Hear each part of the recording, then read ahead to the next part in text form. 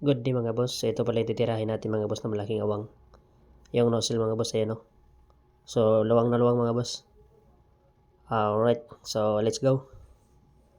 So, medyo napalaban tayo dito mga boss. Ito na ba yung tagos natin mga boss? Sa one side natin mga boss. Yan yung routing natin.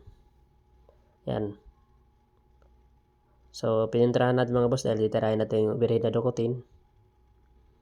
Ayan o. So, patuloy siya mga boss kaya mahirap. So, pinintrahan natin yung vertical na one side.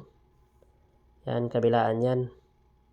So, yung ginamit natin dyan mga boss sa overhead, purhan mga boss. Dalawang pasada na purhan. Yan. Alright. So, nga pala mga boss, di pa alam no, yung mga baguhan. So, pagkatapos natin maghinang, i-double check natin, pinturahan. Tingnan natin kung may repair, mga spatter, pinhole, blue hole. Para bago natin ma-check sa taga-checker. Kinsa kung tawagin. Kung meron man, mas maliit na lang. Alright, so pagkatapos pala natin mga boss, no, ayan, linis na agad.